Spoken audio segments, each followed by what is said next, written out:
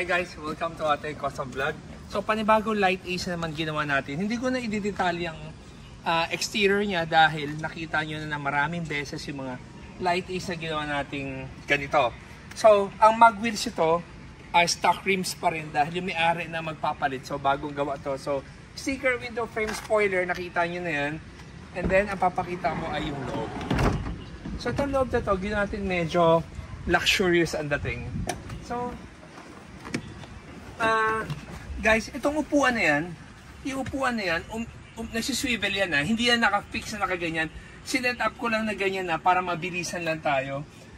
So, unang papakita sa inyo is itong 3-seater na fold and tumble seats na may headrest. Ito yung headrest ng Ate Customs at saka Eurotex foam na napaka-komportable. Nilagyan ko na rin ng lamesa. Itong lamesa ito, movable, pwede mo siyang i-adjust na baba or pinakataas na gusto mo.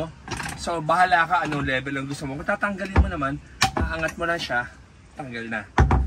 So next, nilagyan natin ng ito ang interior nito, ginawa nating ivory yung kulay. So sidings, window frame. Ito yung window frame na sinasabi natin na malinis na pagkagawa. Hindi mo talaga baga parang ang saucy tingnan. So ito, pati yung salamin namin, itong itim na to, hindi mo siya masasalat. So talagang malinis siya. So all around, pati dyan. Tapos ito na ang highlight na gusto ko pag-usapan natin ay yung aircon.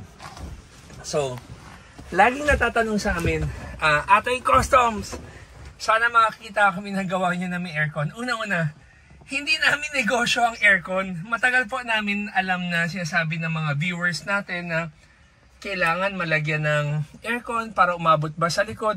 Hindi na po namin negosyo yung aabot ba sa likod o hindi. Ang customization lang na ginagawa ng Ate Customs ay ito lang. Ngayon, pagdating naman sa aircon, sangkatutak po ang gumagawa ng aircon sa Pilipinas. So ayaw na namin angkinin ang negosyo ng aircon. Pero lahat ng aircon shop nearest sa inyo, kayang-kaya magkabit ng aircon na ganyan. Ang aircon ito, roughly estimate 40,000+. Bakit ko nalaman? Hindi pa rin kami nagkakabit nito. Inalam lang namin sa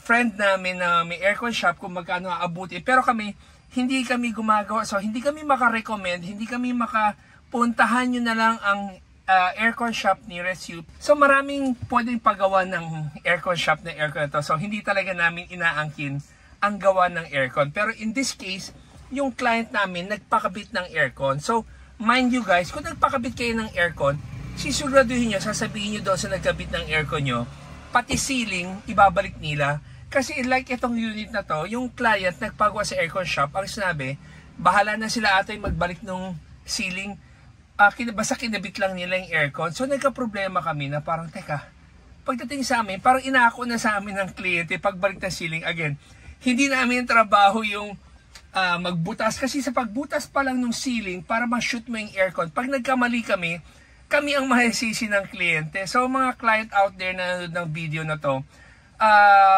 maraming aircon shop na kayang gumawa niya, napagawa nyo sa kanila lahat before nyo dadalhin sa amin yung unit na ipapa-customize nyo.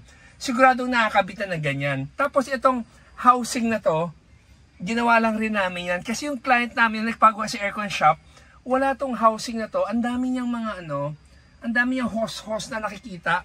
Siyempre, di ba, ang ganda na ng van mo, tapos biglang marami ka nakikita ang mga hose dyan sa aircon, freon or whatever na kailangan daanan, ang pangit tingnan. So ginawa namin to. Pero again, pag may nagtatanong, magkano ba namin ginagawa to? Hindi namin ginagawa, hindi namin normal ginagawa to. Hindi rin namin alam yung presyo because of yung client namin nagpa-set up lang ng buo. Kaya inassist na lang namin siya, ginawa namin siya ng ganito. Pero hindi talaga namin trabaho gumawa ng housing na ganyan. Like itong ceiling, ang dami mga tupi-tupi na mga dumi-dumi na. So, kung magpapagawa sa aircon shop, papakita nyo muna walang dumi, walang mga tupi, para pagkabalik sa inyo, siguradong malinis yung pagkakabit. Hindi lang naman dapat yung lamig ng aircon. Syempre, the whole aesthetic kailangan maayos. So guys, sa mga mahilig nagsasabi na pwede bang lagyan ng aircon, ang sagot, yes, malaking yes.